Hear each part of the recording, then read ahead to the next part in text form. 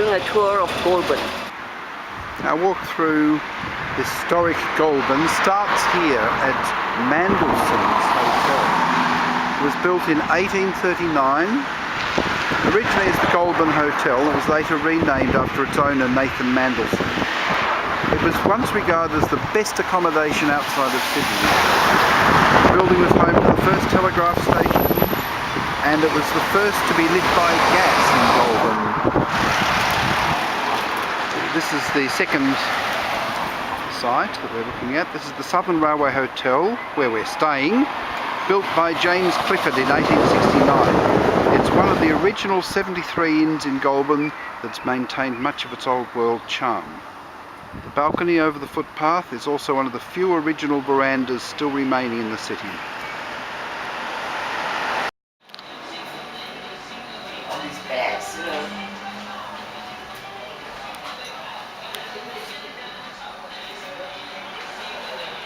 The bags. Is it his book here? What is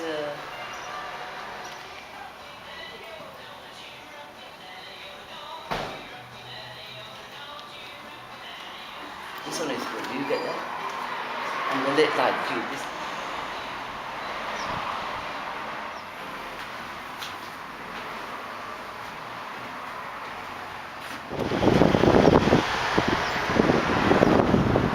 The foundation stone of the railway station was laid on 12th of May 1868, and the line was officially opened just over a year later.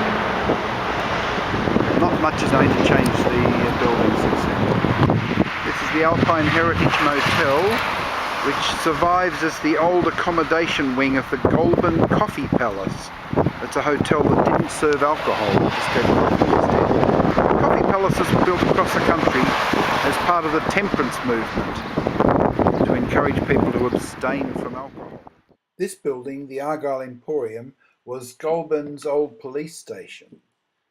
The original jail cells are still there inside. Due to Goulburn's rapid growth in the 1870s, this building proved inadequate, so the third and current courthouse was built.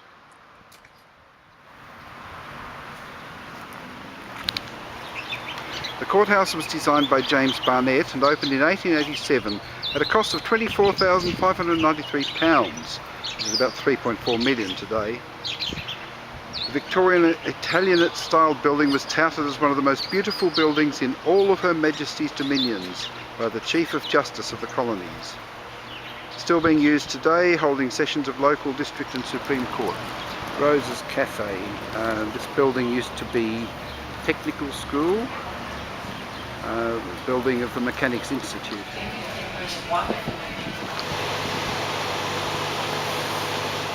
This is the Rogers Building, 1853, which is now home to Dinnie's and Harvey Norman. It was built as a large country emporium for Jones and Company. They later became Furner and Jones, carried out extensive refurbishment before selling in 1901 to Rogers and Sons. This is the post office from 1880, built by Mr. F. Horn, and it's also designed by James Barnett. The original arch in the centre of the building features the head of Queen Victoria and was once used by coach and horse to access the yard behind. The 30-metre high clock tower was added by public demand a year after the building's completion and was originally illuminated at night by gas. More recently, the bell in the clock tower had not rung for more than 20 years. Fortunately, in 2010, a clock enthusiast passing through inquired why it didn't ring. He was allowed to look at the mechanism and managed to get the chimes to once again toll on the hour. Next door is the Town Hall, 1887, designed by E.C. Manfred, built by William Wilkie for £3,425. It's about 500,000 today. It was opened in 1889. This is the Hibernian Hotel. It was one of Goulburn's original hotels, first licensed on 6th of July 1850. In 1871, Dr. William Foxy Haley took over the building to use it as his dispensary for a short time, and then it was reopened as the Hibernian Hotel in 1880 and has been in continuous operation since then. And then on the corner of Auburn and Verner Streets is the site of the former Commercial Banking Company of Sydney building, first bank in Goulburn, 1837. After being closed in 1844 along with all country branches, the Goulburn branch reopened a decade later, and 6 years after that the building on the present site was built. It originally had verandas and balconies but was remodelled in 1919. This restaurant, Green Ginger, is where we had a meal with some of our choir friends. We had a very nice Thai lunch here. This is the Catholic Church Presbytery, and of course the old cathedral next door. The current Catholic Church of Saints Peter and Paul, 1890, was built around the original brick church, which was then demolished inside and taken out through the doors.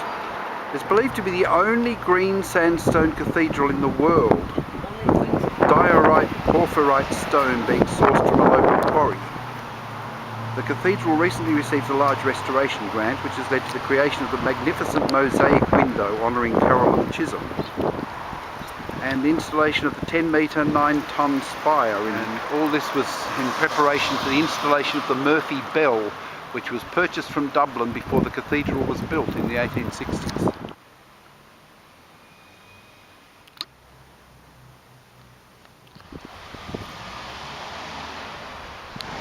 The only green brick church building in the world. And this is now the Goulburn Regional Conservatorium building. It was built as a technical college, completed in 1901. From 1913 to 1927, the building was used as Goulburn High School, one of Australia's first. St Saviour's Anglican Cathedral is one of the most important buildings in Goulburn, because towns used to be named cities based on whether or not they had a cathedral. A cathedral at the time was any church with diocese, a district with a bishop. On 14th of March 1863, Queen Victoria wrote her last ever royal letters patent, establishing the Diocese of Goulburn, making Goulburn Australia's first inland city. 8 years later, plans were made for this Gothic revival cathedral, which is now considered one of the most beautiful in Australia. It was built in line with the original city, so each wall corresponds with north, south, east and west. A century after the cathedral was built, the bell tower was added. The bell tower was part of the original design, as was an additional 60-metre spire, which is still being planned. Inside is the only 12-bell country peal in the southern hemisphere, with the largest bell named Cyrus weighing in at just over 1 tonne, as well as 23 stained glass windows, a pipe organ with 2,253 pipes.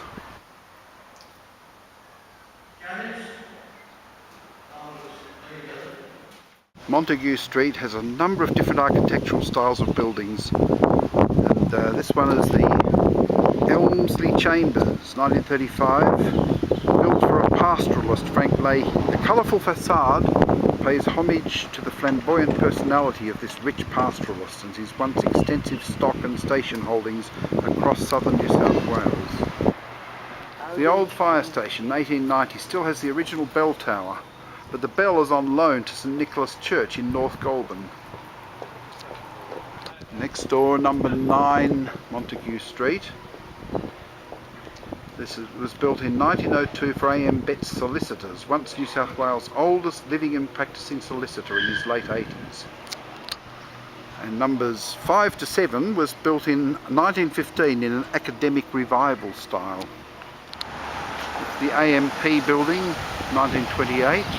It was designed by Wright and Appleby architects. The building is an example of neoclassical Italianate commercial architecture. 3 solid cedar doors and thin Flemish bond brickwork give this building an interesting facade. The Goddess of Peace and People built atop the building is by W.P. McIntosh. The Goulburn Post building has been restored to the original 1935 look from an old photograph. The Goulburn Herald was one of Australia's first country newspapers, later incorporated into the Goulburn Evening Penny Post. It was then renamed to the Goulburn Evening Post during the war when the cost rose higher than a penny. The last afternoon print was in October 1977. Today the paper is still published as the Goulburn Post. Okay, that's in 1875, on the corner of Clifford and Auburn Streets, a building once stood owned by Mr. T.N. Jacob, a saddler. He installed a life-size wooden white horse on top of his saddlery to increase its sales. After closing down, the building was licensed to Tom Jacob, establishing the White Horse Hotel. Unfortunately, in 1910, it was among a number of hotels delicensed as a result of the reduction vote in the liquor referendum, and was closed a year later. The premises were renovated to be occupied by various banks until the 1930s, when it was demolished. The Colonial Mutual Life Building, 1933, designed by architects Hennessy and Hennessy, was built in its place. Colonial Mutual Life operated here until the office closed in 1979. The site then enjoyed a stint as a local radio station studio. It's the Goulburn Workers Club, where we've been having some meals. Lots of nice old buildings along this street. On the corner of Auburn and Market Street is the site where Nolman's department store once stood. Opened in 1888 as a branch of its London-based company.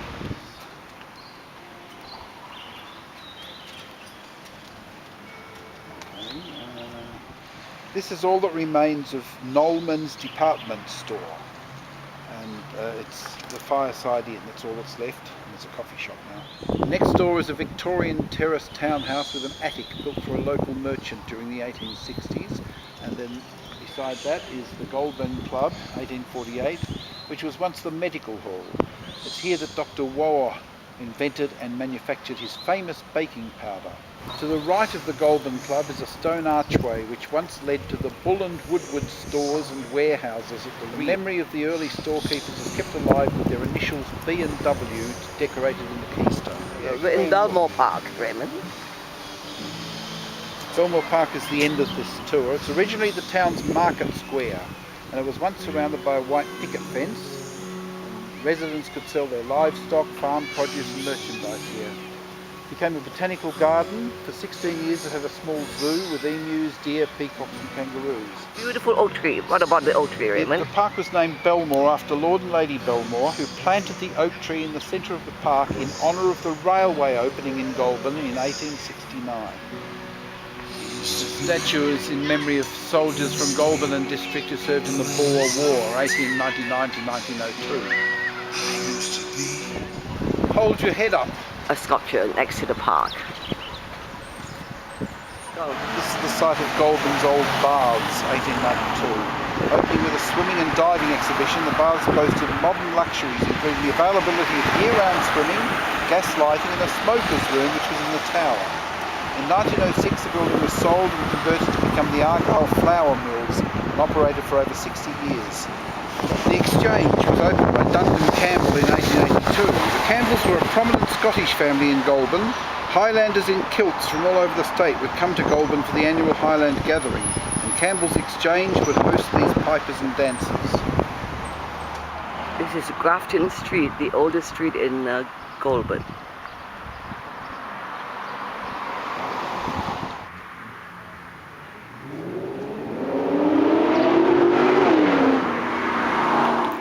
This red bell-type letterbox, made of cast iron, is one of two installed in Goulburn in 1859.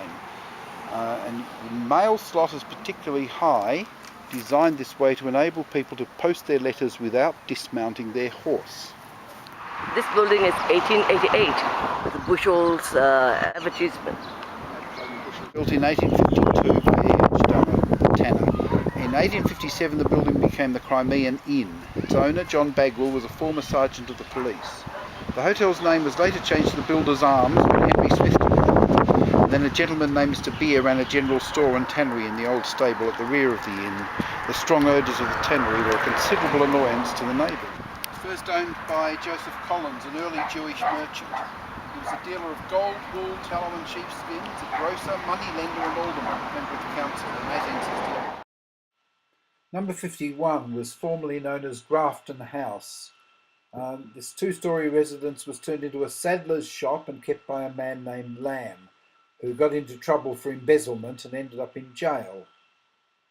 All along Grafton Street's median strip is the unique South American peppercorn tree.